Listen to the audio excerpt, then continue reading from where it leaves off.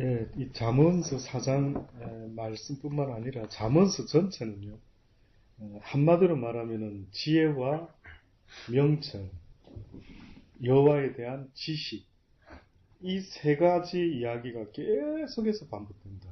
그 어떤 사람들은 그러더라고요. 도대체 이 잠언서에서 말하는 지식은 뭐고, 지혜는 뭐고, 명철은 뭐냐 이러잖아요. 제가 깨닫기는 지식이라고 하는 것은 여호와를 아는 것을 지식이라면, 지혜라고 하는 것은 여호와를 아는 지식을 가지고 이 세상을 살아나갈 때에 그걸 응용해서 살아나가는 하나의 실질적인 것이 되는 것, 이걸 지혜라고 말할 수 있고, 그 다음 만약에 명철이라는 건 뭐냐라고 한다면은 이 지혜를 가진 자가 오늘 본문에도 뭐라고 말하냐면 명철이라는 것을 얻는다. 그러면 어떻게 보면 명철이라는 것은 이 지혜자에게 주어지는 어떻게 보면 기쁨이지 않는가 이런 생각을 합니다. 그래서 오늘도 뭐라고 역시 변함없이 지혜와 명철을 얻으라는 제목으로 4장이 시작되는데, 아들들아 아비의 훈계를 들으며 명철을 얻기에 주의하라라고 그렇게 말씀을 하고 있습니다. 계속해서 아비와 아들의 관계를 통해서 훈계를 한다라고 이야기하죠. 이 이야기는 결국 무슨 이야기냐면은 하나님이 우리의 영적인 아비가 되고 우리는 그의 아들들이 된다라고 이야기를 하는 것입니다.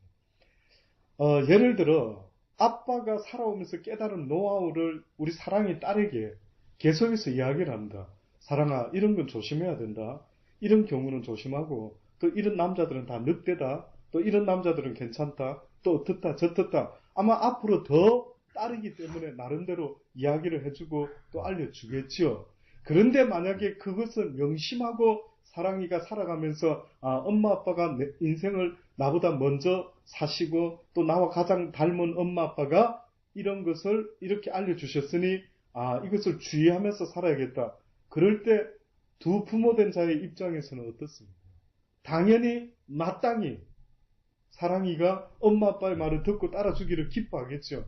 그런데 문제는 뭐냐면은 엄마 아빠가 자기를 가장 사랑하는 자가 그렇게 이야기를 해줬는데 이 딸이 듣고 준행을 하지 않는다. 그랬다가 무슨 일을 당할까요? 그랬다가 무슨 일을 당할 것 같아요? 저는 잘은 모르지만 결국은 그랬다가 대부분 아이들이 어렵고 힘들고 고난을 당하겠죠. 그럼 그때서는 또 무슨 생각할까요? 바로 이거였구나. 아빠가 그래서 조심해라고 했구나. 그래서 성경에는 어떤 면에서는요, 그 여호와라는 지식과 지혜 이야기할 때 그 지혜자라고 하는 것은 바로 그렇게 배운 지식을 가지고 실제로 써먹을 수 있어야 되는데, 써먹지 않는 자는 어떻게 보면 지식은 가졌는지 모르지만 지혜가 없는 자다.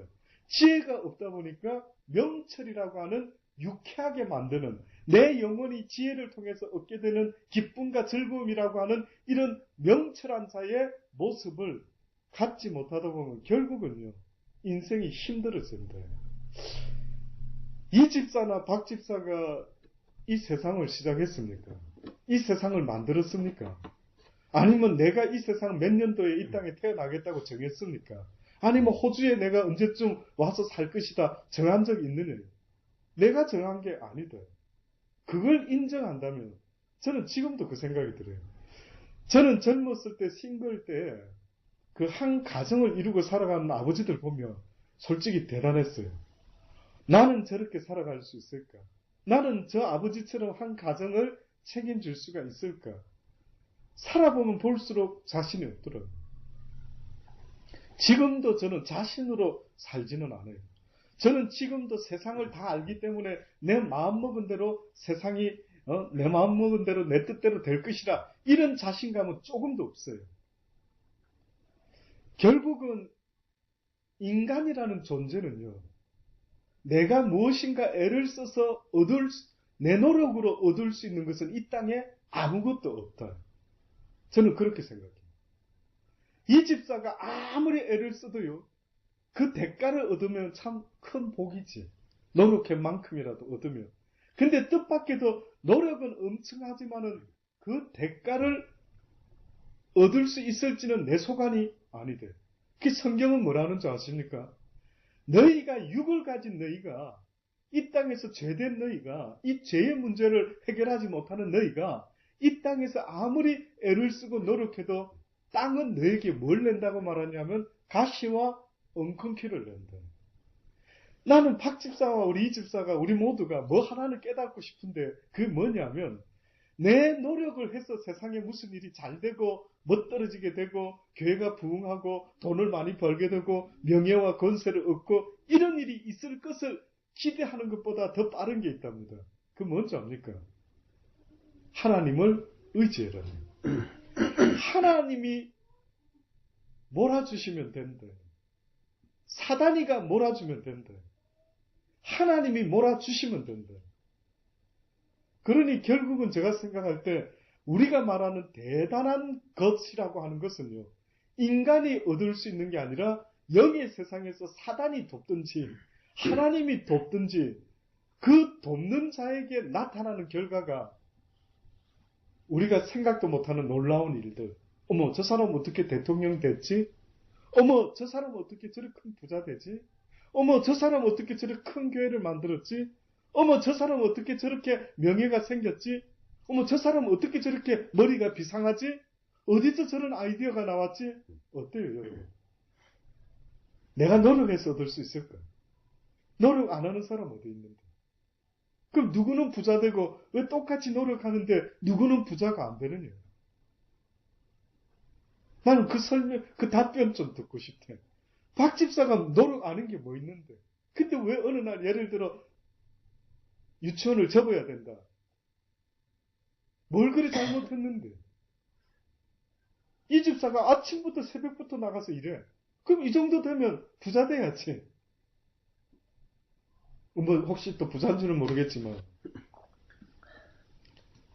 그런데 어떻게 보면 10년 전이나 혹시나 좀 나아질 수는 있었는지 모르겠지만 막 그냥 늘 비슷한 모습으로 우리가 살아간대. 그쵸? 과연 이 세상에서 인간이 땀 흘려서 얻을 수 있는 것은 무엇일까? 없대. 그래서 저는 오히려 이 지금 잠언서의 말씀처럼 사랑하는 인생들아, 내 아들들아, 너희가 지금부터 내 말을 잘 들으라.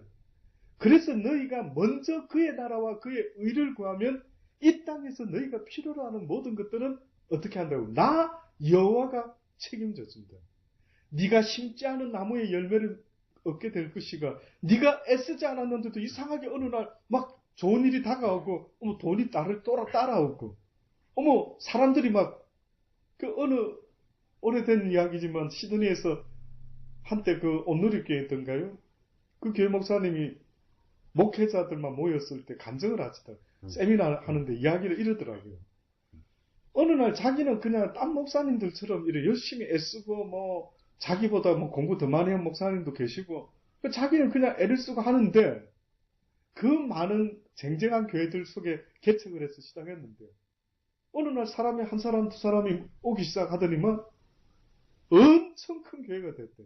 그래서 본인이 예배 전에 그 2층 그 본인 직무실에서 이렇게 교회 밑을 마당을 내려다 본대요. 내려다 보면은 사람들이 구름대같이 그 교회로 모여오는 걸 보면 어떤 생각을 한대요. 그 생각이 뭔가 봤더니만 저 사람들이 왜 저래 몰려오지? 뭘 들으려고 저렇게 몰려오지? 다른 나보다 훌륭한 목사님 더 많을 텐데 근데 왜 이 교회로 몰려오지? 어메이징. 그러니까 제가 그때 그 이야기를 들으면서 솔직히 인정하시는 것 같아요. 노력은 다 똑같이 한대. 나도 달란트 교회 옛날에 그 애를 쓰고 노력 똑같이 누구 못지않게 애를 썼대. 누구 못지않게 열심히 공부도 했고 누구 못지않게 막 음악도 하고 뮤직 미니스트리로 공부하고 여기서 계속 공부를 하고 마스터도 하고 이제 닥터 반을 하고 이렇게까지 애를 썼지만은 어떤 인생의 모든 결과는 내 손에 달려있는 게 아닌 것 같아요. 살면서 점점 인정하게 되더라고요. 그렇다. 그러면 내가 어디다 승부수를 걸어야 되지? 보니까 오늘 이 잠언서 기자가 그 답을 주는 것 같아요. 뭐라고 말해요? 아들들아, 아비의 훈계를 들으며 명철 얻기에 주의를 하라. 내가 선한 도리를 너희에게 전하노니 내 법을 어떻게 해요? 떠나지 말라. 제발 다른 걸 붙잡으려고 하지 말고 한 번쯤 내가 너를 도와줄 수밖에 없도록끔 너는 내 법을 좀 붙잡아라. 그러니까 하나님의 성령이 나를 도우려고 할 때에 내 마음의 평안도 주고 싶고 내 삶의 좋은 열매도 풍성함도 주고 싶어 할 때에 먼저 네 마음에 뭐가 있어야 된대요. 그래야 성령이 도울 수 있대요. 그게 뭔가 봤더니만 뭐라고 말합니까 지금? 내 법도가 내 진리가 네 속에 머물러 있어야만 내가 너를 도울 수가 있대. 성령이 너에게 임하고 싶은데도 네가 회개하고 깨끗한 마음을 유지하지 못하면 나는 거룩한 영이기 때문에 너희들의 심령 속에 올 수가 없대. 만약에 박 집사가 아무리 여기 누구 보고 놀러오러 오라고 하는데 어떤 사람이 예민한 사람이 또 왔는데 보니까 막 엉망진창해. 죄송한데 다음에 오겠습니다. 인간적으로도 나한테 체질이 안 맞으면 난 그 집 못 가겠어. 이러지 않느냐. 하물며 거룩한 영이 내 심령을 보고 계신 그분이 오시기를 원하지만 이스라엘 백성들이 모세와 그런 이야기 하지 않습니까? 하나님이 모세에게 이 백성들을 거룩히 3일 동안 준비시켜라. 그러면 나 여호와가 내가 정한 그 장소에서 그 산에서 그들을 만날 것이다. 너는 그들을 정결케 해라. 그러니까 모세가요. 그 사람들을 하나님 앞으로 인도할 때 그들에게 뭘 선포하느냐 하면 너희들의 마음과 몸과 모든 생각을 정결케 하도록 3일 동안이나 준비를 해라 그랬어요. 쉽게 말하면 목욕 재개하고 그렇게 기다렸던 겁니다. 그래서 지금도 하나님은 우리에게 너희의 마음의 심령의 그 생각을 먼저 하나님의 말씀으로 정결케 하지 않으면 내가 너를 도울 수가 없다. 저도 요즘 이거에 승부수를 걸고 있어요. 옛날에 내가 애쓸 때는 내 인생 전혀 변하지 않았는데 아버지, 이제는 전적으로 아버지가 하실 수 있도록 나는 오직 이 진리의 말씀만 가슴에 묵상하고 주의 말씀대로만 어찌하면 살아볼까? 요건 내가 신경 쓰고 먼저 그 나라와 그 의는 내가 애를 쓰고 나머지 내 인생에 대해서 당신께 맡깁니다. 당신이 원하는 대로 뜻대로 하시기를 바랍니다. 혹 그것이 뭐 대단한 게 아닐지라도 아버지가 내게 가르쳐 이르기를 내 말을 내 마음에 두라. 내 명령을 지키라. 그리하면 어떻게 해요? 산다. 그리하면 산다. 나 살아있는데. 뭐 그리하면 산다. 무슨 뜻일까요? 영원히 산다라. 영원히. 하나님의 말씀이 없는 사람은 그러면 어떤 증상이 일어나는데요? 똑같은 인생을 살아도요. 가만히 생각해 보세요. 어떤 사람은 불평과 불만과 감사가 안 되죠. 그럼 누구는 감사와 기쁨과 기도와 평안과 이런 걸 가지고 가슴에 품고 사는데 어떤 사람은 똑같이 사는데도 돈은 우리보다 더 있는 것 같은데도 보면 늘 힘들어하고 또 뭔가를 목말라하고 늘 감사가 없고 늘 불화가 있고 남 모르는 고민이 있고 뭐냐 이거 이 사람은 인생을 지금 사는데 인생이 뭐가 문제지? 뭐가 문제인 줄 압니까? 전능자는 지금 계속해서 왜 너희들이 나로부터 태어난 자녀들인데 내 말을 왜 듣고 지키지 않느냐? 사랑아, 엄마 아빠 말 좀 들으라. 안 그러면 네 인생이 힘들어진다. 이렇게 말하는 거와 똑같이 주님도 지금 그래 말씀을 하고 있습니다. 지금부터 제가 방금 읽은 걸 이어서 말하면 잘 한번 보세요. 계속해서 뭘 얻어라 그러면 살리라. 무슨 말인지 보세요. 지혜를 얻으며 명철을 얻으라. 내 입의 말을 잊지 말며 어기지 말고 지혜를 버리지 말라. 그가 너를 어떻게 한다고요? 보호하리라. 뜻밖에도 지혜, 하나님의 말씀이요. 누구를 보호한다고요? 나를 보호한다. 내 인생을 보호한대요. 놀랍죠? 눈이 좋아가지고 운전할 때에 신호등 보고 사람 잘 보고 다녀야 내가 뭐 사고 안 치고 해서 잘 살아가는 줄 알았는데 뜻밖에도 하나님이 지금 우리에게 알려주는 것은 이런 지혜를 얻는 자가 되어라고. 이것이 너를 어떻게 해요? 지키게 된다라고. 그러면서 지혜를 버리지 말라. 여호와를 아는 그 지식과 지혜를 가지라. 그가 너를 어떻게 한다고요? 보호한다. 결국은 인생이요. 내가 어떤 사상을 가지고 어떤 깨달음을 가지고 어떤 생각을 가지고 살아가느냐에 따라서 똑같은 시간 살아도 어떤 사람은 기뻐하고 즐거워하고 감사하고 평안하며 살아가는데 그렇지 못한 자들이 있다라는 거예요. 지혜가 제일이니 지혜를 얻으라. 물은 너의 얻은 것을 가져 명철을 얻을지니라. 그를 높이라. 그리하면 그가 너를 높이 들리라. 만일 그를 품으면 그가 너를 어떻게 해요? 영화롭게 하리라. 하나님을 가슴에 품고 그를, 그러니까 여기서 지혜를 언젠가도 말씀드렸는지 모르겠지만 지혜라고 하는 것을 자꾸만 의인화하고 있어요. 의인화. 아시죠?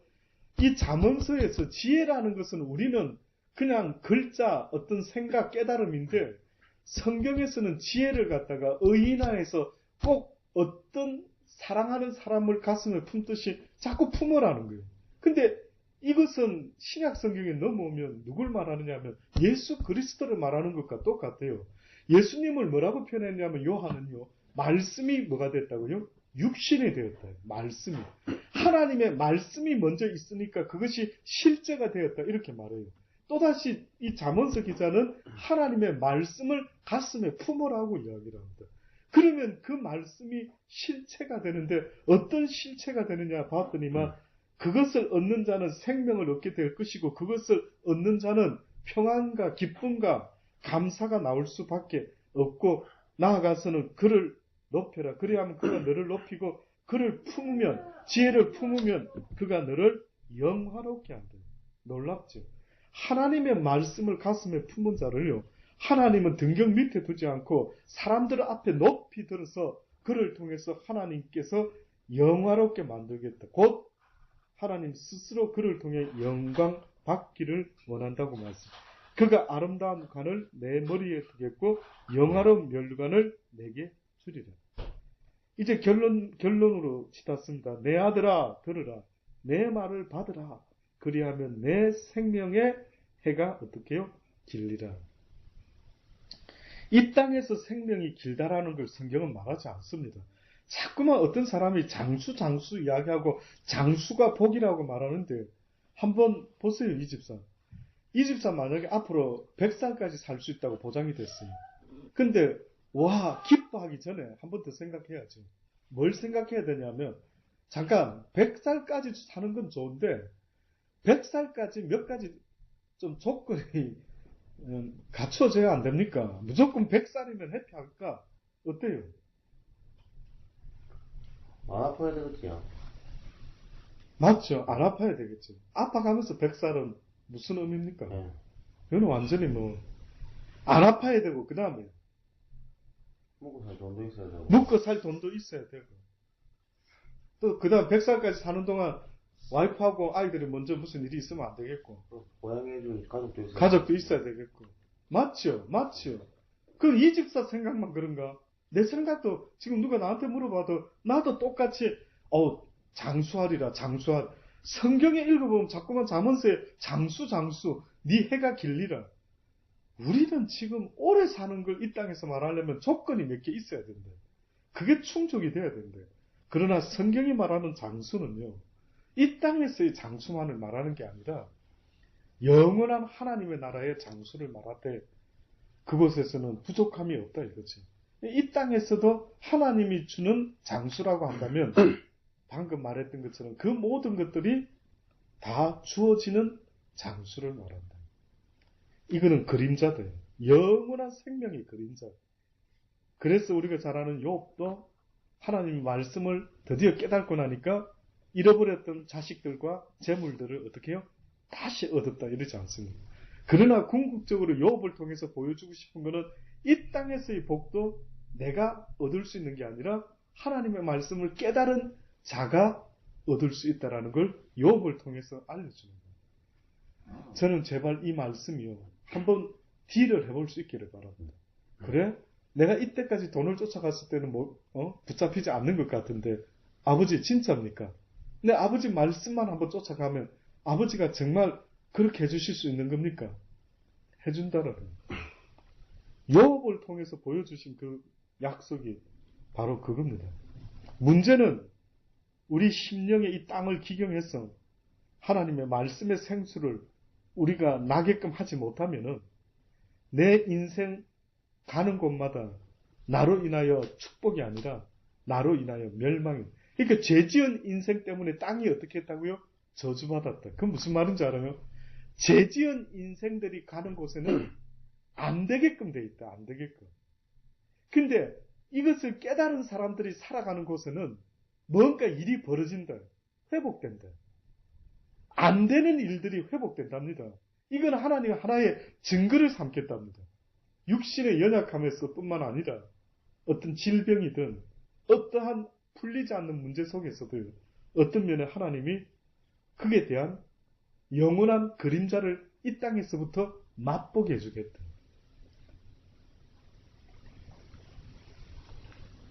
내 아들아 들으라. 내 말을 받으라. 그리하면 내 생명의 해가 길리라. 내가 지혜로운 길로 내게 가르쳤으며 정직한 첩경으로 너를 인도하였은즉 다닐 때 내 걸음이 곤란하지 아니하겠고 달려갈 때 실족하지 아니하리라. 다 인생길을 말합니다. 근데 인생길을 말한다라고 지금 계속 말하고 있는데 이 인생길이라는 건 자문서 기자는 뭐라고 말하냐면 우리가 여기서 파라마타 가려면은 파라마타 로드를 타고 이렇게 길을 가지요. 근데 지금 여기 인생길을 말하는데 너희가 이 말씀을 붙잡고 살아가라. 이것이 바로 뭐 어떻게 된다고요? 다닐 때에 내 걸음이 곤란하지 아니하고 달려갈 때에 실족하지 않는 내 인생의 길에 있어서 정직한 첩경으로 너를 인도할 수 있는 길이 될 것이다. 사특한 자의 첩경에 들어가지 말며 악인의 길로 다니지 마라. 그 길을 피하고 지나가지 말며 돌이켜 떠나갈즉 다 나쁜 짓을 하면서서는 살지 말라는 겁니다. 인생 길이라는 것은 내가 어떤 생각으로 살아가고 있는 그 자체가 지금 하나님 앞에서 내가 어떤 인생 길로 살고 있다는 거 알아요. 울퉁불퉁 막 이런 길 가면 우리는 짜증내죠. 어머, 이 차 망가지는 거 아니야? 신경 쓰이죠. 마찬가지로 하나님은 지금 정직하지 못한 길을 가지 말라는 겁니다. 정직한 길 가지 말고 여호와가 도울 수 있도록 네가 올바른 길로 기왕이면 가라 이거. 어차피 정직 안 해가지고 떼돈 버는 거 아니면 정직 한번 해보자 이거죠. 아버지 말씀. 그 길을 피하고 지나가지 말고 돌이켜 떠나갈지. 그들은 악을 행하지 못하면 자지 못하면 사람을 넘어뜨리지 못하면 잠이 오지 않는다. 이런 인생 살지 말라는 겁니다.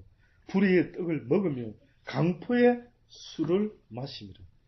의인의 길은 어떻다고요? 말씀을 지키고 그 말씀대로 살아가려고 애쓰는 그들은 하나님이 도울 수밖에 없고 바로 그러한 사람이 돋는 햇볕 같아서 점점 빛나서 원만한 광명에 이른다. 악인의 길은 어둠 같아서 그가 거쳐 넘어져도 그것이 무엇인지 깨닫지 못한다. 다시 말해서 악한 짓거리를 하면서도 교회를 다닌다 해서 악한 짓을 하면서도 자기는 하나님 믿는 줄 알고 그렇게 말씀대로 살지 않고 교회만 열심히 쫓아다니는 그들도 결국은 자기들의 인생 살다가 자빠지고 넘어질 때 왜 내가 인생이 자꾸 이렇게 힘들어지지? 그 답을 모른답니다. 누가 답 좀 가르쳐 드리세요. 인생의 길이 자빠지고 넘어지는 것은 이유가 있다라는 거예요. 그건 바로 하나님 앞에서 악인의 길에서 떠나가라. 내가 지금 뭘 잘못하고 있는지를 좀 돌아봐라는 거예요. 내 아들아, 마지막입니다. 내 말을 주의하여 나의 이르는 것은 내 귀를 좀 또 기울여라. 또 그러죠. 그것을 내 눈에서 떠나게만. 이제는 내 눈에서 떠나지 말며 내 마음속에 지키라. 네 삶을 움직이게 하는 그 CPU와 같은 그 프로그램과 같은 이 진리의 말씀이 네 마음에 깔아놔라. 네 컴퓨터에 좀 깔아놔라. 그래서 그 컴퓨터가 거기에 의해서 영향을 받는 것처럼 너 머릿속에 그 윈도우에 그 CPU에 그 중앙에 제발 좀 이것을 떠나지 말게 좀 지켜라. 그것은 얻는 자에게 뭐가 된다고? 생명. 이걸 떠나가지 않게끔 만드는 지키는 그게 얼마나 복된 자인가 하는 것을 이야기를 하고 있는 겁니다. 이거를 어떻게 더 이야기를 해야 될까요? 오늘 하루도 내 머릿속에서 잊혀지지 않는 맴도는 생각이 있다면 바로 이 여호와의 말씀이 주야로 묵상이 되져야 된다는 겁니다. 오늘 하루 종일 무슨 생각했는지를 오늘 한번 스캔해 보세요. 스캔을 떠보세요. 내가 오늘 하루 종일 무슨 생각했는지, 어떤 일을 하다가도 순간순간 어려울 때마다 하나님 도와주세요, 하나님 도와주세요 했는지, 아니면 항상 하나님의 말씀대로 살아야지, 하나님의 말씀대로 살아야지, 누가 또 나한테 오늘은 쓸데없는 이야기할 때에 그 이야기를 들을 때 오히려 지혜롭게 그 말을 막고 그에게 권면하고 그에게 자연스럽게 지난 시간 주보에 쓰인 글을 읽었죠. 너는 참 자유자냐? 네 입에서 하나님의 이야기가 자유롭게 나오고 있느냐? 네가 걸어가는 인생길이 네 뜻이 아니라 하나님의 뜻을 자연스럽게 쫓아가고 있느냐? 너는 참 자유자냐? 너는 누구 때문에 얽매여서 할 말도 못하고 생각도 제대로 못하고 그저 어디에 얽매여 있는 그런 자이냐? 물어보는 겁니다. 마지막입니다. 무릇 지키만. 저는 이 이야기는 우리 모두가 알죠. 아마 이거는 막 간판으로도 어디 이사하는 집에 가서 내지는 어디 가면 꼭 쓰여 있는 것 중에 요 말도 꼭 한 번씩 나옵니다. 무릇 지킬 만한 것보다 더 내 마음을 지키라. 생명의 근원이 이에서 남이라. 와, 이제 알았더니 이제 결론입니다. 이게 결론입니다. 결국 우리는 인생의 승부수를 갖다가 무엇인가 소유를 막 하려고 애를 쓰잖아요. 뭔가를 많이 가지는 게 인생의 행복일 거니 하는데, 뜻밖에도 지금 잠언서 기자는 뭘 말하고 있느냐 하면은 아니다. 네 마음을 오히려 지켜야 됩니다. 저는 이걸 생각할 때마다 한 사람이 떠오릅니다. 혹시 누군지 아시겠습니까? 철학자 중에 에릭 프롬이라는 사람이 있어요. 에릭 프롬. 제가 대학교 1학년 때 대학생들은 철학자 책을 좀 읽어야 되는 줄 알고 읽었던 책 중에 하나가 에릭 프롬이라는 사람의 책인데, 그분이 쓴 책 제목 중에 대표적으로 필독서가 뭐였느냐 하면은 소유냐 존재냐. 들어보셨습니까? 소유냐 존재. 제가 간단하게 한번 그 책의 요지를 말해볼게요. 그 책의 요지가 뭐냐면은요, 어떤 사람이 이렇게 등산로 길을 이렇게 올라가고 있어요. 근데 등산로도 이쁜 길을 가고, 등산로 길을 가고 있는데 이쁜 꽃이 그 등산로에 폈어요. 자, 박 집사, 지나가다가 봤어. 오, 꽃이 너무 가까이 갔어. 냄새도 너무 좋아. 어떻게 해요? 보통 어떻게 할 것 같아요? 그러니까 이제 소유라 이거지. 와우, 꽃 이쁘다. 야, 집에 가서 꽂아놔야 되겠다. 그래서 그 말은 곧 이제 더 이상 이 생명은 연장될 수 없고 꺾어가지고, 물론 땅을 파서 갖고 가는 사람도 있겠지만, 그 책의 요지는요, 왜 그걸 꺾어 가져가느냐? 그러면 다른 사람은 못 보지 않느냐?